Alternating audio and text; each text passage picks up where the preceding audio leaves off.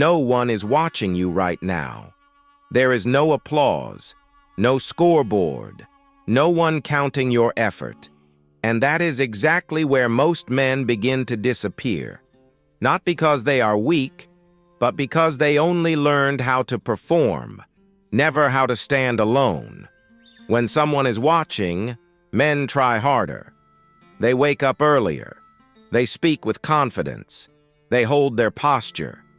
But when the room is empty, when the phone is silent, when no one expects anything from them, that is where discipline either shows up or quietly leaves the room. Most men don't fail loudly. They fade. They skip the workout once. They postpone the difficult conversation. They choose comfort, just for today. And they tell themselves, no one noticed. They're right. No one noticed. But something did change. A man doesn't lose his strength in public. He loses it in private moments when he negotiates with himself and chooses the easier path. This video is not about motivation. It's not about pushing harder.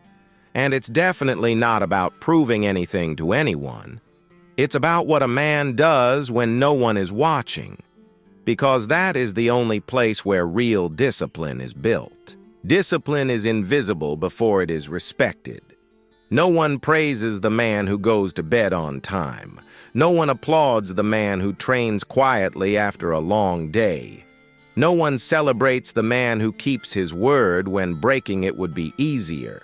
That is why most people don't last. They want results that can be seen, but they avoid the work that remains unseen. They want confidence, but they skip the repetitions that build it. They want stability, but they avoid the boring routines that create it. A disciplined man understands something early. The most important work happens long before anyone notices the outcome. He does not wait to feel motivated. He does not negotiate with his fatigue. He does not ask if today matters. He shows up because that is who he decided to be. Quiet discipline does not announce itself. It doesn't need witnesses. It doesn't need approval. It grows slowly, in the mornings when no one checks on you, in the evenings when no one would blame you for quitting, in the small decisions that feel insignificant. Most men fail here, not because the task is hard, but because it feels pointless without attention. But the man who stays builds something dangerous. He builds reliability. He builds self-trust. And once a man trusts himself, he no longer needs noise to move forward. Respect comes later. Strength becomes visible later. Results arrive later. Discipline always works in silence first. Most men don't quit because life is too hard. They quit when effort feels invisible. They work, they try, they hold things together. But nothing seems to move.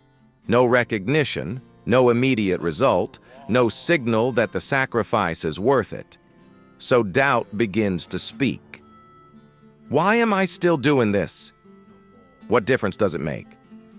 Would anyone even notice if I stopped? For a man in his middle years, this question cuts deeper. He is no longer chasing excitement. He is chasing stability, peace, respect, even if it's never spoken. And when effort produces silence, many men slowly pull back. Not dramatically, not all at once. They just do a little less, care a little less, show up with less intention. They don't collapse. They drift. This is the most dangerous phase, because on the outside, everything still looks fine. Bills get paid. Responsibilities are met. Life continues. But inside, discipline is quietly eroding. The man is still moving, but he is no longer anchored. Quiet discipline demands something uncomfortable, continuing when there is no feedback, no praise, no reassurance, no proof that today mattered. Only a private standard. Only a personal line that cannot be crossed. Most men abandon discipline here because they mistake silence for failure. But silence is not failure. It is the test. A man's real strength is not built in public.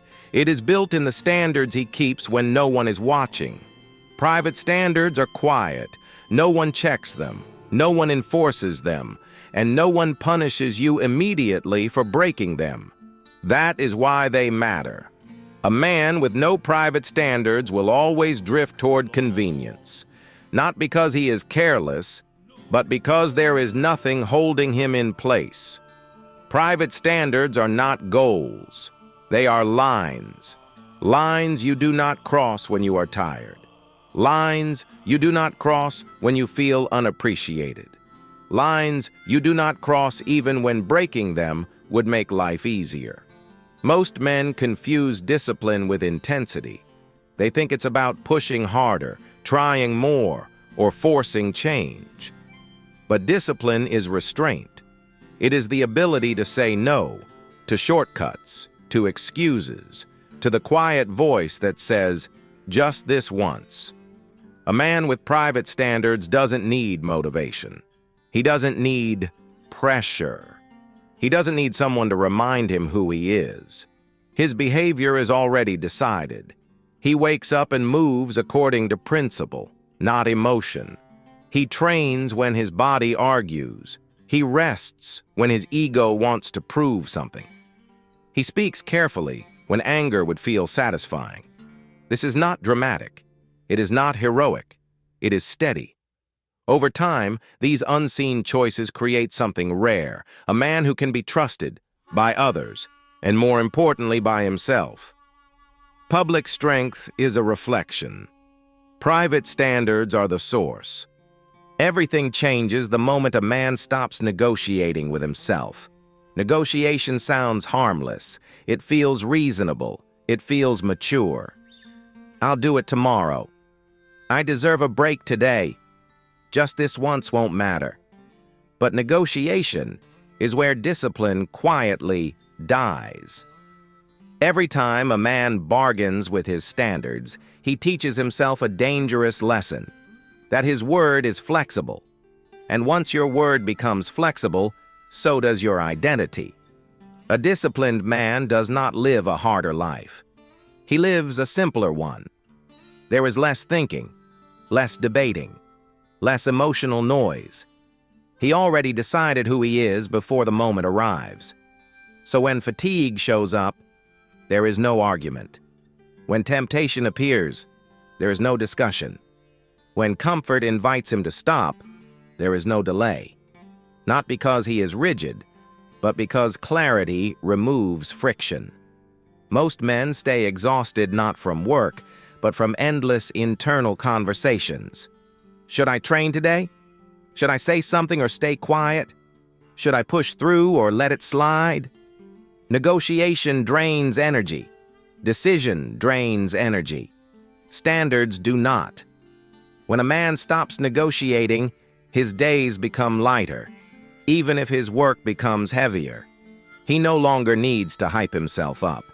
He no longer needs external pressure. He no longer waits to feel ready. He acts because acting is already aligned.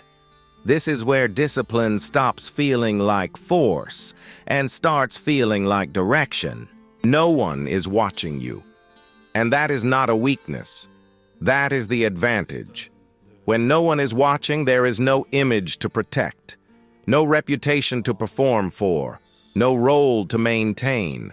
Only you and your standards. This is where discipline becomes honest.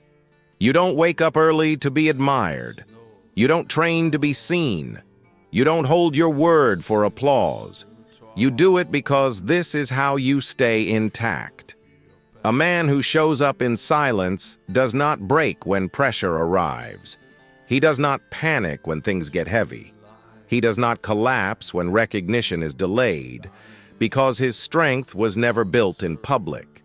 It was built in mornings no one remembers, in nights no one noticed, in decisions that felt small, but were repeated without compromise. This is how a man becomes steady. Not louder, not harder, just unshakable. If no one is watching you right now, good. This is where your foundation is formed. This is where your word becomes solid. This is where your future self is listening. Stay, hold the line, and let the results speak later.